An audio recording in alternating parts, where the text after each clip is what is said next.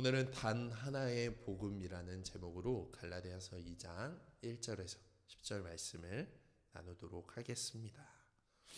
우리는 지난주 갈라디아서 1장 11절에서 24절을 통해서 바울은 그가 전한 복음이 어디로부터 온 것인지 말하고 있음을 보았습니다. 바울이 다메섹 도상에서 체험을 통해 사도로 부름을 받고 복음을 알게 되었습니다. 이를 통해서 우리는 여러 가지를 알 수 있었습니다.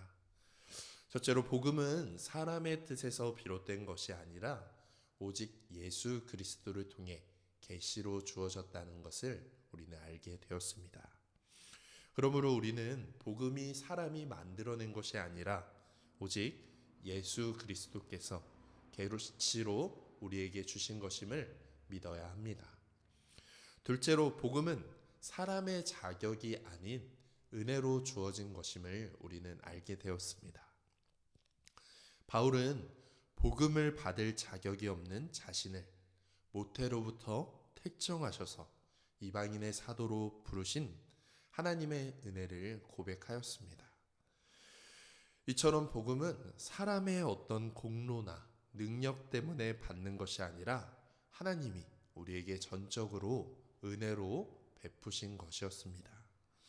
하나님은 지금도 우리를 은혜로 부르시고 우리를 변화시켜서 주님의 일꾼으로 삼아 주십니다. 구원은 우리의 행위로 말미암지 않고 오직 은혜로만 주어진다는 것을 우리는 기억해야 됩니다. 마지막 세 번째로 복음은 사람이 더하거나 빼거나 왜곡한 것 없이 아주 순수하게 보존되어 왔다는 것을 우리는 알게 되었습니다. 바울은 자신이 받은 복음이 사람의 교훈과 섞이지 않고 아주 순수하게 보존된 복음임을 밝혔습니다. 복음은 사람들이 보완한다든지 덧붙임하는 것이 없이 그 자체로 완전합니다. 그렇기에 복음은 시대에 따라 변하지 않습니다. 또 복음을 시대나 우리의 상황에 맞추어 바꾸어 말할 수 없습니다. 우리는 복음이 주어진 그대로 성경에 나타난 계시대로 그대로 배워야 합니다. 주님이 다시 오는 날까지 이 복음은 아주 순수하게 보존되어야 합니다. 바울은 이제 다메섹 도상에서 예수님을 만난 이후 14년이 지난 이후 예루살렘을 방문한 경험을 2장 1절부터 말하고 있습니다. 그 경험을 우리에게 말하는 이유는 바울에게 거짓 형제들의 공격이 있었기 때문입니다. 그 공격으로부터 자신이 이 복음의 진리를 지켰음을 우리에게 말해주는 것입니다. 거짓 교사들은 바울의 복음이 베드로의 복음과 그리고 예루살렘의 다른 모든 사도들의 복음과 다르다고 공격을 했을 것입니다. 그럼에도 바울은 어떠한 상황에서도 이 복음의 진리를 포기하지 않았습니다. 바울은 갈라디아서 1장에서 자신의 복음이 사람에게서 온 것이 아니라 하나님에게서 온 것임을 우리에게 보여주었습니다. 이제 2장 전반부에서 자신의 복음이 다른 사도들의 복음과 완전히 똑같은 단 하나의 복음이라는 것을 우리에게 말해 주고 있습니다.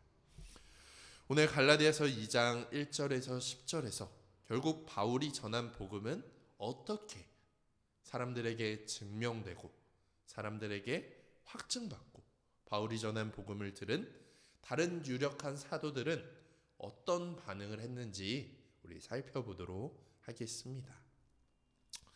자, 1절을 보면은 14년 후에 내가 바나바와 함께 디도를 데리고 다시 예루살렘에 올라갔나니. 바울은 다메섹 사건이 있은 후 14년이 지난 후 다시라고 하는 걸로 보아 두 번째로 예루살렘에 올라갔습니다. 바울은 혼자 올라간 것이 아니라 동역자로서 바나바와 디도와 함께 예루살렘을 방문했습니다. 바나바는 유대인이었으며 디도는 헬라인이었습니다. 이것은 뒤에서 한 번 더 살펴보도록 하겠습니다. 2절을 보면은 바울은 왜 예루살렘에 올라갔을까요? 계시를 따라 올라가. 바울이 예루살렘을 방문한 것은 바울이 자의적으로 판단하여 간 것이 아니라 예루살렘 사도들이 또 바울을 불렀기 때문에 간 것이 아닙니다. 계시, 곧 하나님의 뜻을 따라 하나님이 가라 말씀하셨기 때문에 이루어진 방문이었습니다. 또 바울은 예루살렘의 사도들에게 복음을 배우기 위하여 그들에게 간 것이 아니었습니다. 바울은 이미 모든 복음을 알고 있었습니다. 바울은 이방인들에게 복음을 전하고 교회를 세우는 이 사역을 더욱 견고하게 하기 위하여 계시를 따라 예루살렘을 방문한 것입니다. 또 2절을 보면은 내가 이방의 가운데 전파하는 복음을 그들에게 제시하되 유력한 자들에게 사사로이 한 것은, 바울은 예루살렘에 올라가 그가 전파했던 복음을 그들에게 제시하였습니다. 여기에서 그들이란 먼저는 예루살렘 교회 전체의 성도들을 말하는 것일 것입니다. 제시했다라는 것은 복음에 대하여 말해 주었다. 또 복음에 대해 상의하려고 의견들을 교환했다라고 할 수 있을 것입니다. 그런데 바울은 이들 외에도 유력한 자들에게 사사로이 복음을 제시하였습니다. 여기서 유력한 자들이란 아까도 말했듯이 예루살렘 교회의 사도들, 또 이후에 9절에 나오는 예루살렘 교회에서 기둥같이 여기는 야고보와 게바와 요한 등을 말하는 것일 것입니다. 예루살렘의 사도들에게 복음을 제시하되 사사로이 했습니다. 사사로이 했다는 것은 그들과 마주하여 개인적으로 복음을 나누었다라는 것입니다. 개인적으로 우리가 복음을 나눌 때 더 복음에 대해서 잘 설명하고 질문하며 더 토론할 수 있을 것입니다. 바울이 전하는 복음에 대한 설명을 들은 그들은 바울의 복음이 예수 그리스도의 계시로 말미암은 것임을 인정할 수밖에 없었을 것입니다. 이렇게 바울이 한 것은 바울이 전한 복음과 예루살렘 사도들이 가르치는 복음이 서로 다르지 않다라는 것을 보여주는 것입니다. 만약에 서로 전하는 복음이 다르다면 바울이 한 복음 안에서 유대인과 이방인이 한 몸을 이루는 교회를 세우려는 이 모든 노력이 거짓 교사들에 의해 헛되게 되지 않도록 하기 위한 것입니다. 그것을 2절에 내가 다름질한 것이 헛되지 않게 하려 함이니라 라고 말하고 있죠. 이처럼 바울이 계시를 따라 예루살렘에 올라가 온 교회와 사도들을 비롯한 유력한 자들에게 복음을 제시한 것을 통해 우리는 무엇을 알 수 있을까요? 첫째로 교회는 이 복음을 지키기 위해 애써야 한다라는 것을 알 수 있습니다. 교회는 이 십자가 복음을 지키기 위하여 또 전하기 위하여 노력해야 합니다. 바울은 예루살렘 교회와 유력한 자들에게 자신의 복음이 하나님으로부터 받은 복음인 것을 적극적으로 변호하고 전하였습니다. 교회는 모든 성도가 이처럼 복음에 대해 오해한다든지 또 잘 모른다든지 또 헷갈려 혼란스러워하지 않도록 복음을 체계적으로 가르치고 전하여 잘 배워 알 수 있도록 해야 합니다. 또 성도들은 이 복음을 잘 배워야 하는 것이죠. 바울에게 계시를 주시고 예루살렘에 올라가 복음을 전하게 하신 것처럼 교회는 복음을 전하고 가르치고 이 복음을 지키는 것이 하나님의 뜻임을 알아야 합니다.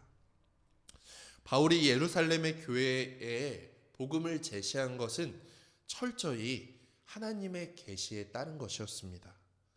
이처럼 교회의 중심은 하나님의 뜻을 따라 복음을 전하고 배우고 그 알게 된 복음을 지키고 다른 사람들에게 변호하는 것이며, 하나님은 이것을 우리에게 원하신다는 것을 알 수 있습니다. 우리는 복음에 대해 체계적으로 설명할 수 있어야 합니다. 왜 인간은 죄인인지, 왜 값없이 받는 은혜가 죄인에게 필요한지, 왜 우리가 어떻게 구원을 받게 되었는지, 그렇기 때문에 왜 복음이 영광스럽다고 이야기하는지 우리는 말할 수 있어야 합니다. 하나님은 우리에게 이 복음을 주셨습니다. 이 복음을 변호하고 지킴으로 우리에게 맡겨진 사명을 감당할 수 있어야 합니다. 후에 보면은 바울의 예루살렘 방문에는 복음을 제시한 것 외에 아주 중요한 특징이 하나 더 있습니다. 이방인인 디도와 함께 이방인에게 전한 복음을 가지고 예루살렘에 방문한 것입니다. 3절과 4절을 보면은 그러나 나와 함께 있는 헬라인 디도에게까지 억지로 할례를 받게 하지 아니하였으니 이는 가만히 들어온 거짓 형제들 때문이라. 여러분, 갈라디아 교회에서조차도 할례가 중요한 문제가 되었습니다. 할례는 정체성의 문제입니다. 할례를 받고 아니고서 안 받고에 따라서 그 사람이 누구인지 나타내는 문제가 그 당시에 있었습니다. 자신이 누구인지, 내가 속한 민족, 집단이 무엇인지 할례를 통해서 나타내는 것이었습니다. 아주 초기 교회에는 할례가 문제되지 않았습니다. 왜냐하면 처음 그리스도인들은 모두 유대인들이었고, 따라서 남성들은 모두 할례를 받았기 때문입니다. 하지만 이제 이방인도 이 예수 십자가 복음을 듣고 믿어 할례를 받지 않아도 세례를 받은 후 그리스도인들이 되었기 때문에 혼란이 가져오게 된 거죠. 할례 받지 않은 디도가 바울과 함께 예루살렘에 올라갔을 때에도 거짓 형제들에 의해 예수 그리스도를 믿는 것만으로는 안 되며 율법도 지켜야 구원을 받을 수 있다는 이 주장의 영향을 받았을 수도 있고, 오래된 유대 전통에 따라 그래도 할례를 받아야 되는 것 아닌가라는 여러 의문들이 있었을 것입니다. 여러 가지의 영향으로 유대 그리스도인들조차도 하나님의 백성이 되기 위해서는 할례를 받아야 한다고 생각했을 것입니다. 그들은 또 디도에게 할례를 받으라 라고 요구했을지도 모르겠습니다. 이러한 분위기 속에서도 그러나 바울은 디도가 억지로 할례를 받게 하지 않았습니다. 왜 그랬을까요? 바울은 할례 등 유대인들의 율법을 지킬 필요가 없이 오직 예수 그리스도를 믿음으로 의롭다함을 받을 수 있다는 예수 십자가 복음을 전파했기 때문입니다. 4절을 보면 그들이 가만히 들어온 것은 그리스도 예수 안에서 우리가 가진 자유를 엿보고 우리를 종으로 삼고자 함이로되. 바울이 이렇게 한 것은 거짓 형제들이 그리스도께서 주신 자유를 빼앗으려고 했기 때문입니다. 이들은 바울이 세운 교회에 가만히 들어가서 교회를 교란하고 그리스도의 복음을 변하게 하려고 했던 자들입니다. 그들은 성도들로 하여금 율법의 행위에 의지해 율법의 종노릇하게 하고 교회 안에 몰래 들어와 거짓 복음을 전파하였습니다. 할례를 받게 하는 것은 유대인과 이방인의 풍습의 차이, 이 단순한 문제가 아니었습니다. 우리는 율법을 순종하냐 안 하냐 할례를 받냐 안 받냐에 따라 하나님 앞에 받아들여지는 것이 아닙니다. 예수 그리스도께서 십자가에서 죽으심으로 말미암아 그 예수의 피로 말미암아 우리는 모든 율법의 요구와 저주로부터 해결받아 율법으로부터 자유함을 얻게 되었습니다. 우리가 예수 그리스도 안에서 누리는 자유는 무엇일까요? 바로 예수 십자가 보혈로 말미암아 모든 죄의 고발, 그리고 율법의 정죄로부터 또 율법의 저주로부터 모든 자유함을 얻게 되는 것입니다. 예수 그리스도께서 이 모든 일을 다 해주셨기 때문입니다. 그런데 다시금 우리를 율법에 대한 순종 여부에 따라 하나님께 받아들여진다든가 받아들여지지 않는다라고 말하며 다시 그리스도인들을 율법의 행위로 끌어들이려고 한다는 것은 그리스도인들을, 자유인을 다시 종으로 속박하는 것으로 볼 수 있습니다. 거짓 형제들로 말미암아 그리스도 예수 안에서 받게 된 자유가 위협받게 되는 것입니다. 이처럼 할례를 받게 하는 것은 그냥 단순한 행위와 전통이 아니라 다시금 사람을 절대로 의롭게 할 수 없는 율법의 종으로 데려가게 하는 것이며 그리스도인이 가진 모든 자유를 빼앗아 종으로 만드는 것인 아주 악한 행동입니다. 디도는 할례 받지 않는 이방인이었지만 그는 예수님을 믿었기 때문에 그리스도 안에서 하나님께 받아들여진 존재입니다. 다른 어떤 것이 필요한 것이 아니라 예수 그리스도를 믿는 믿음, 그것만으로 충분합니다. 디도는 구원을 위해 더 이상 어떠한 것도 할 필요가 없습니다. 디도는 바울이 바로 이방인에게 이 예수 십자가 복음을 전하여 얻게 된 열매입니다. 할례 받지 않은 이방인임에도 불구하고 예수 그리스도를 믿음으로 성령을 받아 하나님의 백성이 되었습니다. 그렇기에 디도는 바울이 전한 예수 십자가 복음의 살아있는 예라고 할 수 있습니다.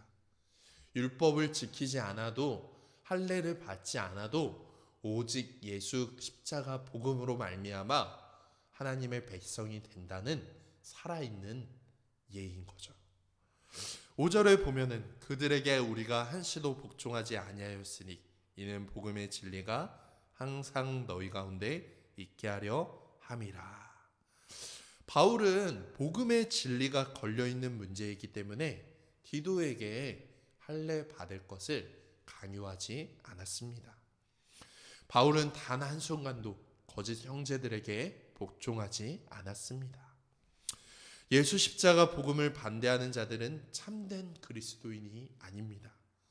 사탄의 종노릇하는 자들에게 불과한 거죠. 바울은 이들의 복음을 훼손시키려는 어떠한 시도와 협박과 강요에도 타협하지 않음을 우리는 볼 수 있습니다. 바울과 온 교회는 이처럼 복음의 진리에 견고히 서며 다른 사람들의 본이 되었을 것입니다. 자, 우리는 5절까지 바울과 예루살렘 교회가 교회 안에 몰래 들어와 할례를 강요하던 거짓 형제들에 대하여 복종하지 않고 대항한 것을 통해서 무엇을 알 수 있을까요? 둘째로 교회는 복음을 거짓 형제들과 같이 흔들려는 시도와 거짓 형제들의 다른 복음을 분별하여 바른 복음으로 항상 온전히 서도록 애써야 한다는 것을 우리는 알 수 있습니다. 거짓 형제들이 할례와 율법주의로 다시 우리를 율법의 종노릇하게 만들려고 했던 것처럼 꼭 이렇게 똑같지는 않지만 우리의 역사를 보면은 각 시대마다 이런 거짓 가르침과 이단들이 몰래 틈을 타서 교회에 들어와 교회를 공격해 왔음을 우리는 알 수 있습니다. 이들이 말하는 것은 같습니다. 결국 사람의 스스로의 노력으로 구원을 이룰 수 있다라는 것입니다. 율법주의를 비롯한 거짓 진리는 항상 모습을 바꿔왔지만 그 안에 담긴 메시지는 같은 것입니다. 교회는 예수 십자가 복음이 가져다준 이 자유를 빼앗으려는 시도를 우리는 분별해야 합니다. 종교는 사람들의 생활과 이 행동과 모든 것을 규정하고 모든 것을 행동하여 그것을 지킬 것을 강요합니다. 예를 들면 사람들의 복장과 또 일상 행실에 있어서 아주 구체적인 규칙들을 강요하고 목록화합니다. 근데 왜 이렇게 하는 걸까요? 왜 그러냐면 이런 규칙들을 지켜야 구원받는다고 가르치고 믿기 때문입니다. 그런데 그런 규칙이나 행실을 유지하는 데 우리의 구원이 달려있다고 믿는다면 누구나 죄책감이나 불안에서 헤어나올 수 없을 것입니다. 왜냐하면 우리에게는 마음의 동기에서나 행동에서 모든 규칙들을 지킬 수 없는 죄인이기 때문입니다. 내가 이런 거 지키지 못하면 어떡하지? 오늘 이거 못 지키고 넘어갔는데 나 구원받지 못하는 것 아니야? 라고 불안에 떨게 될 것입니다. 그리고 규칙을 지키는 모든 동기가 은혜에 감사함으로 자발적으로 지키게 되는 것이 아니라 규칙을 지키지 못한다면 내가 구원받을 수 없기 때문에 규칙의 노예가 되어 스스로를 정죄함으로 아주 불안하며 지키게 되는 동기에서 비롯된 것이기 때문에 우리는 아주 잘못된 것이라고 할 수 있습니다. 이런 게 아니죠. 우리는 오직 그리스도 안에서 거룩하고 흠없고 책망할 것이 없는 그런 사람으로 하나님 앞에 서게 됩니다. 예수 그리스도로 말미암아 하나님 앞에 서게 되는 거죠.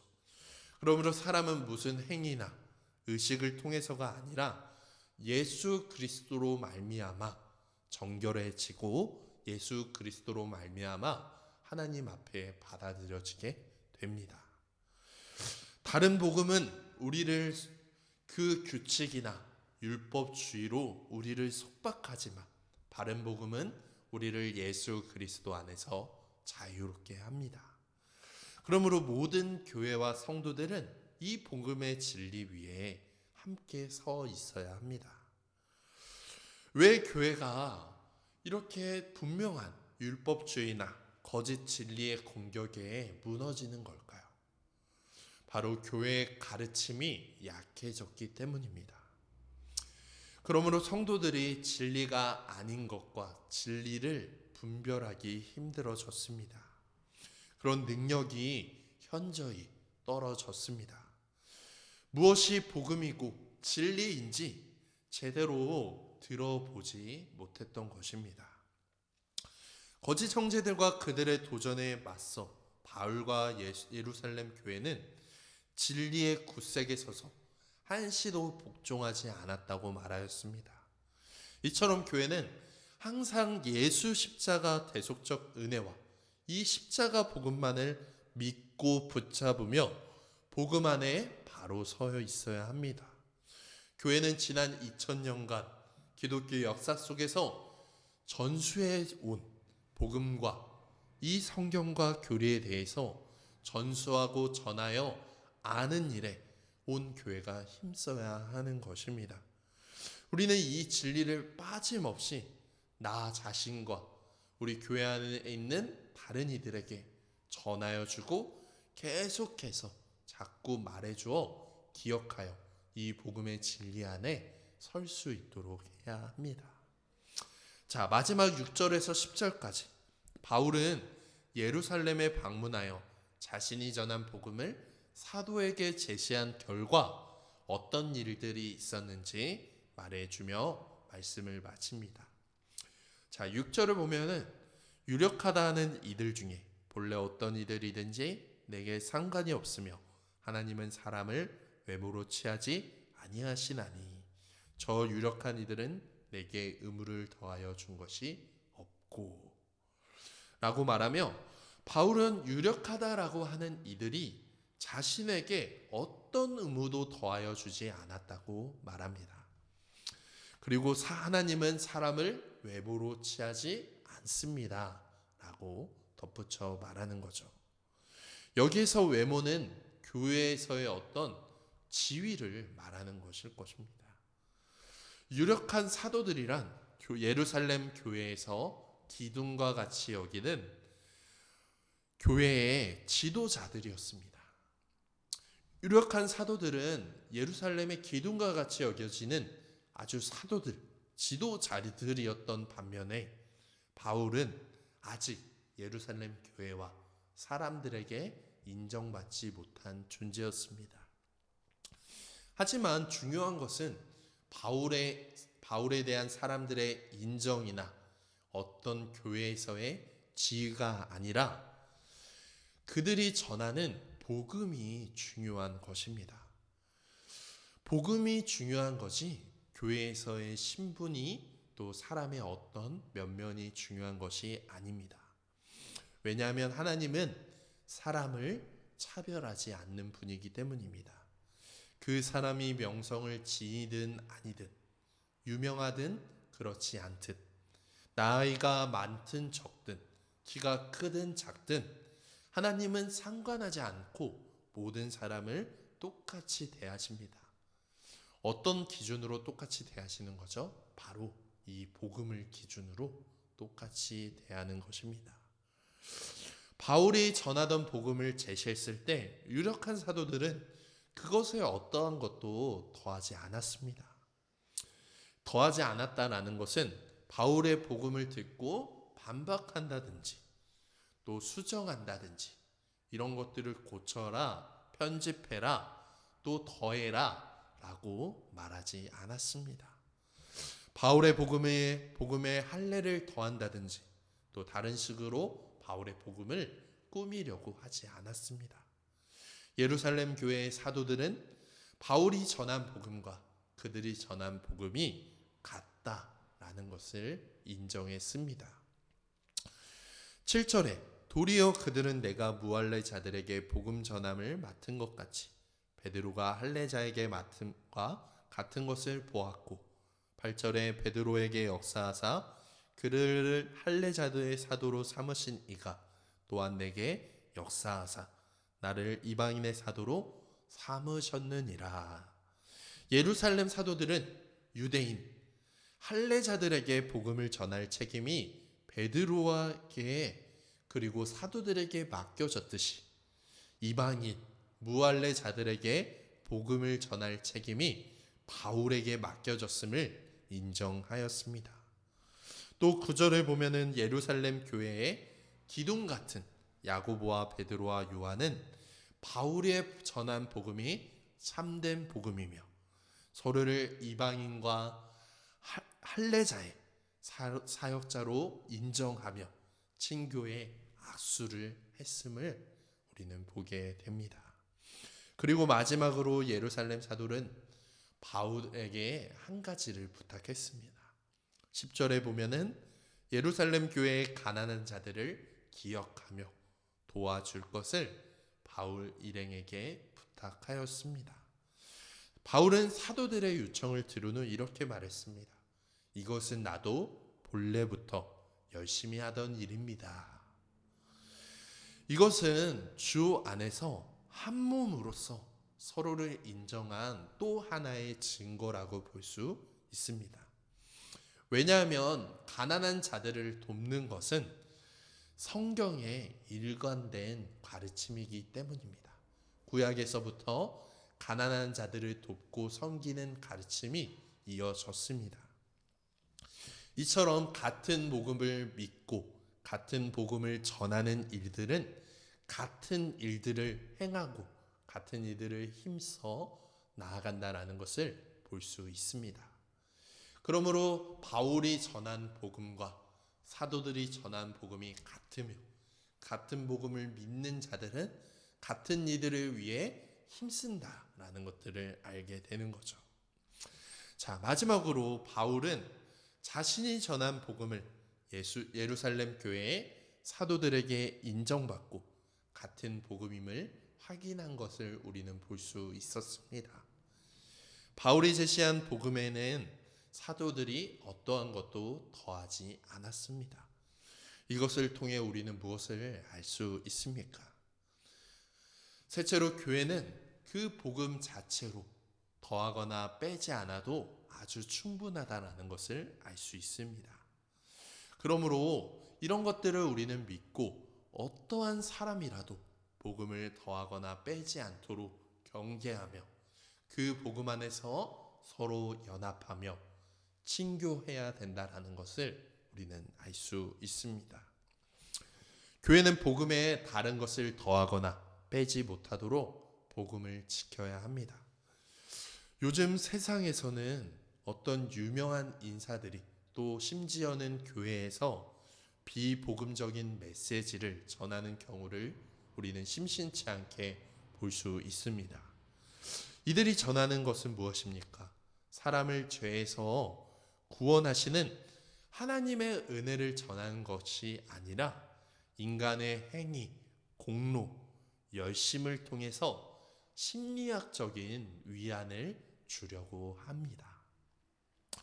복음을 현대 세계와 현대의 사람들에게 맞춘다고 사람들에게 반감을 주는 많은 요소들을 제거해 버립니다.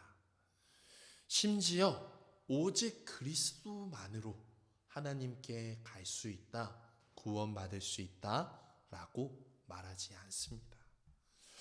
아무리 유력한 자라 할지라도, 유명한 자라고 할지라도 인간의 가능성을 말한다든지 어떤 종교적인 행위를 더함으로써 우리는 더 구원에 이를 수 있다라고 말하는 순간 우리는 예수 십자가 복음의 모든 은혜는 사라지는 것을 기억해야 합니다.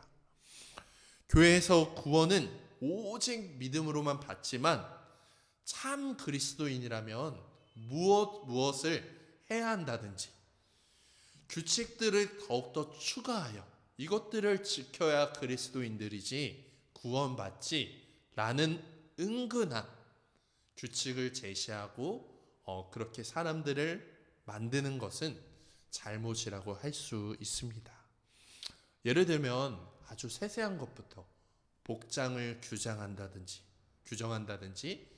영화를 보지 말라, 무엇을 하지 말라, 특정한 음식을 먹지 말라, 특정한 행동을 해야 한다, 하지 않아야 된다, 교회 안에서 방언을 해야 한다, 예언을 해야 한다, 어떤 특별한 방식의 예배나 기도를 해야 한다, 이래야만 우리는 그리스도인이다, 믿는 자들이다 라고 말할 수 있다라는 것이에요. 그리고 이런 규칙을 어기는 사람들을 정죄한다든지 그리스도인들이 아니라든지 라고 말하는 잘못된 믿음과 교회가 될 수 있음을 우리는 기억해야 합니다. 우리는 복음만으로 충분하지 않으며 무엇인가 더 해야 된다든지 빼야 한다든지 이런 것들을 경계하고 돌아서야 합니다. 우리는 오늘 말씀을 통해 바울이 복음의 진리가 걸려있는 문제에 대하여 아주 단호하며 양보하지 않았음을 보게 되었습니다. 우리는 이처럼 복음으로 충분하다라는 것을 확신해야 합니다. 이것이 우리의 모든 결론이 되어야 합니다. 우리의 재산이나 우리의 명성이나 우리의 생명이나 우리의 가진 모든 것이 빼앗기더라도 우리의 믿음, 예수 십자가 복음만은 절대 빼앗기지 않도록 다른 것이 틈타지 않도록 우리는 그것을 지켜야 합니다. 그러므로 교회는 두 번째로 다른 복음이 있고 바른 복음이 있고 여러 가지 복음이 있는 것이 아니라 단 하나의 복음만이 있다라는 것을 기억해야 합니다. 우리가 의와 자유에 이르는 단 하나의 길은 하나입니다. 유대인들을 위한 복음, 이방인들을 위한 복음, 서로 다른 복음이 있는 것이 아닙니다. 하나님께서 선지자들과 사도들을 통해 기록하여 우리에게 준 성경, 이 복음은 다르지 않습니다. 각 성경에는 부르심을 받은 선지자들과 사도들의 개인의 개성과 스타일과 또 교회와 여러 상황에 따른 강조점이 다를 뿐이지 우리에게 전해주는 복음은 같은 복음입니다. 바울은 율법주의자들에 반대하여 이런 갈라디아서를 썼고, 또 야고보는 율법 필요 없다, 율법 안 지켜도 된다, 율법에 있는 그런 정신과 가치까지도 필요 없다 라고 말하는 율법 폐기론자들을 반대하여 야고보서를 쓰므로 서로 성경은 보완된다라는 것을 우리는 알 수 있습니다. 이처럼 옛 선지자들과 예수 그리스도의 사도들이 가르치고 전해준 이 복음, 믿음, 교리들이 성경을 통해서 우리에게 전해지고 우리 손에 주어졌습니다. 성경에도 단 하나의 복음이 있다면 우리가 믿고 한 몸, 한 가족으로 살아가는 교회에도 단 하나의 복음만이 있습니다. 복음은 세월이 달라지면서 변하지 않습니다. 아까도 말했듯이 젊은 사람이나 나이 든 사람이나 동양이나 서양이나 유대인이나 이방인이나 사회에 교양 있는 사람이나 교양 없는 사람이나 부자나 가난한 자들이나 여자나 남자나 신분의 차이와 상관없이 복음의 내용은 같습니다. 그런데 안타깝게도 오늘날 우리 교회 안에서 복음이 서로가 말하는 복음이 다른 것을 심심치 않게 볼 수 있습니다. 우리 모든 교회는 성경이 말하는 같은 복음을 전하고 가르치며 배우고 따라야 합니다. 우리 교회 안에서 한 복음 안에서 같이 자라가야 합니다. 한 복음을 배우고 같은 복음을 나누어야 합니다. 나는 이렇게 생각해. 내가 경험한 것은 이거야. 자신의 경험과 생각을 말하는 것이 아니라 성경을 통해서 교회를 통해 배운 단 하나의 복음을 한 마음으로 같은 말로 말하며 살아가야 합니다. 우리가 최종 목적지인 구원이라는 산의 정상을 가기 위해서 올라가고 있다고 생각해 보길 바랍니다. 우리의 삶의 믿음의 여정은 산의 길처럼 구불구불하며 또 너무 좁고 높을 때도 있습니다. 오른쪽 발 밑을 보면은 낭떠러지가 있고 왼쪽 발 밑을 보면은 계곡이 있습니다. 둘 다 아주 아찔한 절벽에 있는 것입니다. 오른쪽이든 왼쪽이든 발을 헛디디는 것이 아니라 우리는 바른 복음에서 그 올바른 길로 가야 하는 거죠. 바른 복음에서 한 발만 헛디디면 우리는 낭떠러지에 떨어지는 것입니다. 우리는 바른 복음을 따라서 한 복음을 믿고 한 복음 안에서 같은 복음을 말하고 배우며 한 길로 중단 없이 아주 방향 전환 없이 그 길로 나아가야 합니다. 그럴 때 교회 안에 모두가 같은 복음으로 서 있음을 확인할 수 있으며 서로 같은 복음 안에서 친교의 악수를 나누며 함께 교제할 수 있는 것입니다. 바울과 예루살렘 교회의 사도들은 친교의 악수를 했습니다. 우리가 전하고 말하는 복음이, 우리가 믿고 있는 복음이 같다라는 것을 확인한 거죠. 우리 교회의 하나됨과 우리 교회가 하나 된다라는 것을 무엇으로 알 수 있을까요? 서로 열심히 교제함으로, 서로 친하게 지냄으로. 그러나 그 근본에는 하나의 복음을 말하고 믿고 있음에 따라 우리는 하나가 되거나 또 하나가 되지 못함을 알 수 있습니다. 우리는 다른 것으로 하나가 되는 것이 아닙니다. 예수 십자가 복음의 은혜로만 그 복음을 말함으로, 그 복음을 따라 살아감으로 그 복음을 기준을 따라 우리는 하나가 될 수 있습니다. 그러므로 우리는 교회 안에서 나누는 일상적인 교제나 그 일상적인 어떤 나눔으로만으로 충분하지 않음을 우리는 알 수 있습니다. 이것이 전부가 아닙니다. 그리스도와 교제하는 자는 그리스도 안에서 복음을 따라서 그 복음 안에서 교제하며 그 복음 안에서 완전한 연합을 이루게 됩니다. 주 안에서 하나가 되는 것이죠. 우리는 복음 안에서만 자유를 누리는 자들이며 복음 안에서만 하나가 될 수 있습니다. 우리는 이것을 기억하며 오늘 말씀을 통해서 알게 된 것처럼 이 단 하나의 복음을 잘 배우고 전수하며 이 복음을 지키며 이 복음 안에서 하나 되어 참된 친교의 악수를 할 수 있는 우리 교회와 성도들이 되기를 간절히 축복하며 기도하겠습니다. 기도하겠습니다. 사랑의 하나님, 감사합니다.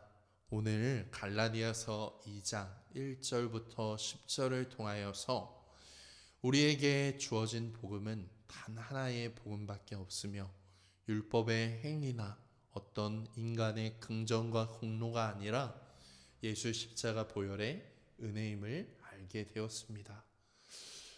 이 세상의 가치관이나 이 세상의 말들은 우리가 스스로 구원받을 수 있다, 어떤 행위를 통하여서 구원받을 수 있다라고 가르치거나 은밀히 우리를 속입니다.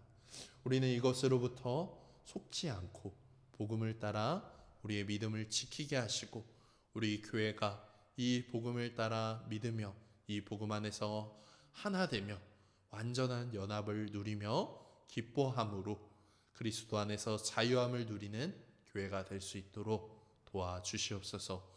한국 교회 안에서도 이 복음을 잘 가르치며 전하여 복음 안에서 하나 되며 어느 교회와 성도든지 친교의 악수를 나누며 한 복음 안에서 참된 교제를 누릴 수 있는 그런 교회들이 될 수 있도록 도와주시옵소서. 감사드리며 예수님의 이름으로 기도드렸습니다. 아멘.